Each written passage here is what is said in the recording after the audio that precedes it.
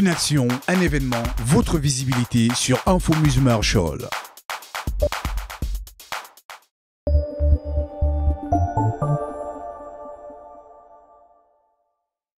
Plus de 55 ans après les indépendances, le débat continue de passionner les foules. Les gens sont dans la rue, les activistes s'en sont saisis, les panafricanistes en font une question d'honneur. Doit-on sortir du CFA? Est-ce une monnaie de domination française ou tout simplement un instrument de stabilité monétaire? Bonjour à tous et bienvenue dans ce débat qui est dans sa seconde partie puisque nous avons reçu dans la première le gouverneur de la BCEAO, la Banque centrale des États de l'Afrique de l'Ouest. Cette fois-ci, nous avons plusieurs invités autour de ce plateau. D'abord, le docteur Ndongo Samba Sylla, économiste de la Fondation Rosa Luxembourg et co-auteur de Sortir l'Afrique de la servitude monétaire. Bonjour, monsieur Ndongo Sylla. Bonjour. Je rappelle que vous êtes également 4 fois champion du monde de Scrabble. C'est bien ça. Mais on va parler plutôt du CFA aujourd'hui. Second invité de ce plateau, docteur Gilles Olakunle Yabi, analyste politique, fondateur de Wati, un think tank citoyen pour l'Afrique de l'Ouest. Bonjour, monsieur Yabi. Bonjour. Et puis, nous avons plusieurs cadres de la BCEAO, la Banque centrale des États de l'Afrique de l'Ouest. Enfin, vous vous décidez à parler, c'est extraordinaire, puisque vous aviez laissé le débat aux autres. D'abord, monsieur Habib Thiam, le directeur de la stabilité financière de la BCEAO, la Banque centrale des États de l'Afrique de l'Ouest. Bonjour, monsieur Thiam. Bonjour. Et merci d'être là. Merci beaucoup. Autre cadre supérieur de la BCEAO sur ce plateau, Ismaël Dem, le directeur général de l'économie et de la monnaie. Bonjour, monsieur Dem. Bonjour Alain, merci de nous donner l'opportunité d'intervenir aujourd'hui auprès de vous. Merci. Alors, la question que tout le monde se pose, et on a écouté le gouverneur tout à l'heure, est-ce que le CFA est vraiment notre monnaie? Est-ce que ça ne continue pas d'être cette monnaie qui a porté colonie française d'Afrique, ensuite communauté française d'Afrique, avant de devenir communauté financière d'Afrique? Monsieur Dem. Oui, merci Alain. Le gouverneur a précisé tout à l'heure dans son intervention qu'une monnaie qui n'est pas la monnaie des populations, on n'a pas besoin de demander aux populations de la rejeter. Naturellement, les populations la rejettent. Quand vous allez dans d'autres pays... Oh, mais là, il y a un rejet, là. Là, on a vu des jeunes, on a vu des jeunes dans la rue, on écoute sur les réseaux sociaux un débat passionné et même un billet brûlé ici à Dakar. Oui, mais pas du tout, Alain, parce que lorsqu'il y a un rejet d'une monnaie, c'est qu'on ne s'en sert pas pour faire des transactions. Lorsque vous allez dans certains pays et que vous arrivez à l'hôtel et que vous êtes étranger, on vous demande de payer en dollars, en euros ou en francs CFA. Lorsque vous arrivez dans certains pays et que vous voulez louer une maison, on vous demande de payer en dollars, en euros ou en francs CFA. Oui, mais est-ce qu'on ne peut pas grandir? Est-ce qu'on ne peut pas grandir un peu et créer la nôtre aussi, qui ne soit pas forcément arrimée sur l'ancienne colonie, puisque ça suscite des passions? C'est un choix que nos pays ont fait. Et encore une fois, le gouverneur l'a dit dans son intervention, on a fait le choix de la stabilité, on a fait le choix de la convertibilité. Parce que lorsqu'une monnaie n'est pas stable, Alain, lorsqu'une monnaie n'est pas stable, on se rend compte que du jour au lendemain, les prix augmentent. Le sac véridique qui coûtait 10 000 coûtera 30 000 à la fin du mois. On a vu même dans certains pays qu'on allait acheter des baguettes de pain avec des brouettes. Et dans certains pays africains aujourd'hui, il n'y a plus de monnaie. C'est le dollar qui circule. Monsieur Zambandongo, vous qui avez écrit sur la question et qui parlez de sortir de la servitude monétaire, vous partagez ce point de vue? Ça ne vous gêne pas? Pas du tout. En fait, je pense que le franc CFA est une monnaie qui est sous tutelle française d'abord et européenne. Et je vais rappeler une décision du Conseil de l'Union européenne du 23 novembre 1998. Parce que lorsqu'il y a eu le passage du franc CFA à l'euro, du franc français à l'euro, il fallait maintenir un peu les accords de coopération, de change entre les pays de la zone franc d'Afrique et la France. Et donc il y a une décision du Conseil qui dit si on doit modifier la parité franc CFA euro, la France doit en informer préalablement le comité économique et financier, la Banque centrale européenne et aussi la Commission européenne. Et si on doit changer ces accords-là, leur nature ou leur portée, il faut que le Conseil de l'Union européenne donne mandat à la Commission pour qu'elle fasse son travail et la suite de quoi des décisions peuvent être prises. Mais est-ce que ce n'est pas normal compte tenu du fait que c'était déjà arrimé sur le franc français à l'époque? Ce que je veux dire, c'est que les Africains ne décident pas de la politique de change. On peut leur déléguer certaines tâches, mais ils ne sont pas souverains de ce point de vue-là. Et l'autre chose sur la politique monétaire, parce que le franc CFA, on sait que c'est un certain nombre de piliers, disons la parité fixe, le principe de libre transfert. on sait en économie que vous ne pouvez pas avoir la parité fixe, le libre transfert des capitaux et une politique monétaire autonome. Une politique monétaire autonome, ça veut dire, par exemple, vous faites des politiques de crédit pour atteindre un objectif donné de production ou d'emploi. Dans le cadre des pays de la zone franc CFA, on a fait le choix de dire ce qui nous intéresse, c'est l'équilibre externe, mais pas l'équilibre interne. Et ce qu'on voit dans la littérature économique, c'est qu'effectivement, les pays qui ont choisi l'équilibre interne, ils ont un peu plus d'inflation, mais la production est plus stable. On crée de l'emploi, il y a la croissance. Mais les pays qui ont fait le choix, comme les nôtres, en fait, les prix peuvent être stables, c'est vrai, mais la production est très instable. Alors là, on va demander qu'on vous réponde sur la question de suite. Monsieur Thiam, que répondez-vous à cela? Non, je ne suis pas d'accord avec Monsieur Sylla. Quand on reprend l'histoire, on a vu l'histoire du serpent monétaire européen avec les pays européens qui avaient des parités fixes avec l'Allemagne. On l'a vu et ce n'est qu'en 1999, comme vous l'avez si bien rappelé, que ces pays sont allés vers l'euro. Mais pendant longtemps, la France avait une parité fixe avec l'Allemagne. L'Italie, idem, la Belgique également. Ils avaient une parité fixe. Donc ça veut dire que dans le développement des pays, il arrive qu'un pays, parce que nos pays sont dans ce stade de développement, que nos pays aient besoin d'avoir une parité fixe, aient besoin d'avoir une stabilité.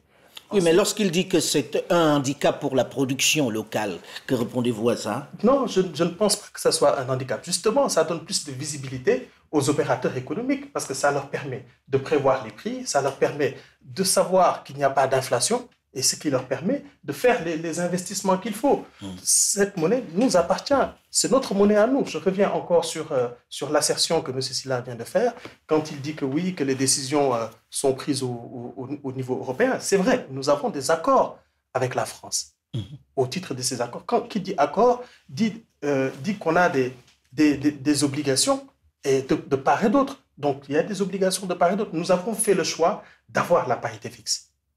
Si on voulait, on pouvait faire un autre choix. Mais le choix de nos pays, c'était de dire nous voulons une parité fixe avec une monnaie d'ancrage et nous avons fait le choix de l'euro. On aurait pu faire un autre choix, mais c'est ce choix qui a été fait. Monsieur Wadi. Alors, M. Yabi Wati est à l'organisation. Merci à nous de l'occasion. Monsieur Yabi Wati, on est très proche. Monsieur Yabi. Alors, je pense qu'il faut d'abord replacer le débat peut-être sur ces différents piliers. Je crois que le débat sur le franc CFA tel qu'on l'entend ces derniers jours, ces derniers mois, il me semble assez peu clair. Je crois qu'il faut distinguer un argumentaire qui est économique. On peut épiloguer sur les avantages et les inconvénients du franc CFA, parce que toutes les monnaies, tous les systèmes qu'on choisit, parité fixe, système flottant, etc., ont des avantages et des inconvénients. Je crois qu'il faut reconnaître que le CFA a au moins un avantage, c'est celui de la stabilité. Et il faut aussi reconnaître que la stabilité, malgré tout, elle joue un rôle, disons, rassurant sur les investissements et donc aussi un rôle qui peut être positif pour la croissance. Il vaut mieux avoir de la stabilité que de l'instabilité pour avoir de la croissance, pour avoir un environnement, disons, favorable à la croissance. Mais en même temps, il faut reconnaître également que lorsqu'on met l'accent sur la stabilité, généralement, on perd en dynamisme, on perd notamment en incitation à la production locale. Et je crois que ce débat entre économistes sur les avantages et les inconvénients du franc CFA, c'est un débat qui est intéressant. Je crois qu'il va être difficilement tranché parce qu'à nouveau, il y a derrière un choix qui doit être fait entre ce qu'on place comme étant l'objectif primordial. Mais je crois qu'au-delà de ce débat, il y a un débat qui est symbolique. C'est une monnaie qui a un héritage. C'est un héritage colonial. Je crois qu'on ne peut pas factuellement le contester. Le nom a changé, l'acronyme a changé de signification, mais il est dans la continuité du franc des colonies d'Afrique. Justement, vous parliez du fait que ça restait une monnaie avec un gros passif colonial. Pour vous, qu'est-ce qu'il faut faire dans ce cas? Faut-il sortir de là à cause de ce passif, à cause de cette symbolique, si elle offre les avantages que vous-même vous citez, c'est-à-dire la stabilité? Je pense à nouveau que c'est le débat symbolique, il est sur un autre plan et il est tout aussi important que les débats économiques. Et je crois que c'est une erreur pour un certain nombre de responsables politiques de la région d'écarter cet argumentaire symbolique du revers de la main. Parce que lorsqu'on a une jeunesse, lorsqu'on a une génération qui demande des signes de rupture politique simplement pour affirmer qu'on rentre dans une nouvelle ère avec des relations différentes avec l'ancienne puissance coloniale, je crois qu'il est du devoir des politiques de reconnaître cette volonté ou cette aspiration de la part de la jeunesse, tout en essayant de leur donner davantage de clarté, davantage de connaissances. Mais je crois qu'il est extrêmement dangereux de balayer du revers de la main cette revendication. Mais le gouverneur vous dit c'est notre monnaie aujourd'hui. Je crois que lorsque le gouverneur dit c'est une monnaie qui nous appartient, on se l'est appropriée. En fait, le terme d'appropriation, on le voit beaucoup lorsqu'on fait des études de développement. Lorsqu'on dit qu'on s'est approprié quelque chose, ça veut dire que dès le départ, on ne l'a pas créé. On récupère cela après coup. C'est très bien que... Mais quelqu'un qui vous dit... Je pense qu'il y a des réformes. Je pense qu'il y a des réformes, mais je suis tout à fait au fait des réformes qui sont intervenues au fil du temps au niveau des banques centrales. Et effectivement, au niveau des banques centrales aujourd'hui, le pouvoir de décision, il est entre les mains des pays africains. Mais ce n'est pas ça le... Est-ce qu'il est vraiment entre les mains des pays africains? Parce que là-dessus, vous n'êtes pas d'accord avec M. Samandongo. Est-ce qu'il est vraiment entre les mains des pays africains? Quand je dis qu'il est entre les mains, je veux dire... on n'a pas l'influence telle qu'elle est décrite par un certain nombre de contempteurs du franc CFA. Mais par contre, le rapport de force politique, il se fait au niveau des chefs d'État également. Donc ce n'est pas simplement par la présence d'un administrateur ou pas de Français dans le comité de politique. Parce qu'on dit beaucoup de choses. Si vous permettez peut-être sur ce point, je reviens rapidement sur l'héritage colonial. Je pense qu'on ne doit pas nourrir de complexes par rapport à cela. Le français que nous parlons aujourd'hui est un héritage colonial. C'est de l'histoire. Je pense qu'on est rentré dans la nouvelle ère depuis 1960. Nous, on n'a pas envie de rétro-pédaler. L'indépendance des États, ça a été décidé en 1960. On est dans une nouvelle ère. Moi, je ne suis pas né pendant la colonisation. Je suis né après. Et je n'ai pas de complexe. Et je pense que les agents de la BCEAO et tous nos concitoyens aujourd'hui n'ont pas de complexe par rapport à ça. On parle surtout c'est remarquable la réflexion où vous dites on parle du français aussi. Donc peut-être qu'il faudrait remettre ça en cause aussi. On parle de l'acronyme, de la remise en cause de l'acronyme franc. Il y a le franc rwandais aujourd'hui, il y a le franc suisse. Pourtant, et le franc n'existe pas en France. Donc, bon, peut-être qu'il y a un problème, il y a un dénigrement systématique sur cet acronyme-là, alors que sur le fond, c'est pas ça le problème. C'est pas ça le problème. C'est pas ça le problème des États et c'est pas ça le problème de nos populations. Ça, Alain, et pour rebondir tout à l'heure sur le problème de l'indépendance, je dois vous dire que dans toutes les instances de la Banque centrale, que ce soit le conseil d'administration ou le comité de politique monétaire, nous avons un seul représentant français.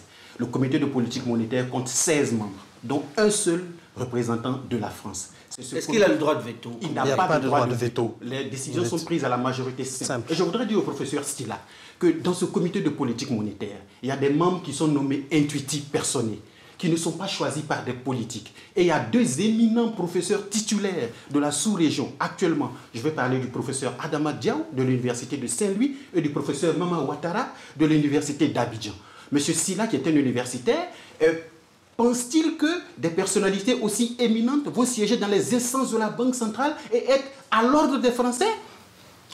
Il va vous répondre. En fait, ce que je veux dire, c'est que déjà, moi, je ne salue pas la décision des, entre guillemets, pères fondateurs du franc CFA, comme le gouverneur a pu le dire. Et je voudrais revenir sur l'argument de stabilité, parce que vous avez posé une question concrète. Qu'est-ce que ça apporte à Mme Traoré ou M. Koulibaly? Je vous dis que cette stabilité-là, elle n'a pas créé l'investissement, elle n'a pas créé de croissance. Après 71 ans, disons, de compagnonnage monétaire, où en sont les économies africaines? Par exemple, si on prend le revenu réel du Gabon, c'est inférieur de moitié à son meilleur niveau des années 80.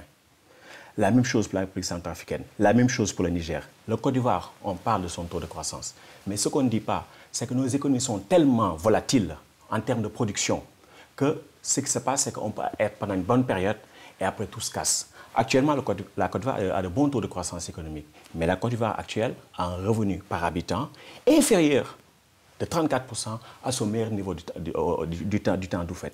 Et donc, on a tous ces exemples. C'est pareil pour le Cameroun, c'est pareil pour le Congo. Est-ce que ça a à voir avec la monnaie? Ce que je veux dire, c'est que l'argument de la stabilité, on ne peut pas dire parce que vous êtes stable, entre guillemets, ça va vous créer des investissements de la croissance. Ça, on ne l'a pas vu. L'argument de la stabilité, en fait, quel est son rôle? C'est pour dire que si vous sortez, ce sera pire. Donc, c'est en fait une menace. Mais on ne peut pas dire que parce que vous êtes stable, 71 ans de stabilité, ça a créé le sous-développement. La preuve, vous prenez les indicateurs de développement. Mais peut-être qu'il faut ramener ça à la gestion même de nos économies, pas forcément à la monnaie. Ce que je veux dire, en fait, le gouverneur a dit quelque chose qui me semble assez scandaleux. Il a dit que dans le domaine de la production n'est pas du domaine de la monnaie. Ça veut dire qu'en fait, le gouverneur de la Banque centrale des États de l'Afrique de l'Ouest ne connaît pas le rôle de la monnaie dans une économie moderne. On a de grands économistes, John Maynard Keynes, Iman Minsky, Schumpeter, qui nous ont dit que la production commence, c'est la monnaie qui est au centre de tout. Avant la production, il faut des avances en crédit. Et figurez-vous que pendant 20 ans, de 1991 jusqu'à 2014, le niveau de crédit à l'économie rapporté au PIB est demeuré quasiment constant. Dans ces conditions-là, il ne peut pas y avoir de production, il ne peut pas y avoir de développement. Alors moi, je vais répondre au professeur Silla. Je vais lui dire qu'aujourd'hui, le pensée économique dominant, qui est la fonction néoclassique, Milton Friedman a dit la monnaie n'est qu'un voile. Vous me citez Schumpeter, moi je peux vous citer Milton Friedman, qui a dit que la monnaie n'est qu'un voile, qu'une politique monétaire ne peut pas permettre de jouer à long terme sur la production. Ce sont les politiques structurelles. Et je reviens sur ce que le gouverneur a dit, qui est quelque chose de très important, M. Silla. Nos économies ont tous mis en place des programmes nationaux de développement. C'est historique, soutenu par la communauté internationale, financé. Aujourd'hui, c'est ça qui sont nos enjeux. Nos enjeux, c'est de savoir comment est-ce qu'on va financer le capital humain, comment est-ce qu'on va créer des hôpitaux, comment est-ce qu'on va diversifier nos économies. On parlait de pétrole, on parlait de cacao. Il faut diversifier les économies, les rendre plus productives. Et ça, ce sont les politiques structurelles. Et c'est l'intégration économique dans laquelle nous, à l'UEMOA, nous sommes engagés depuis 1962. Alors, ceci dit, on va redescendre un peu.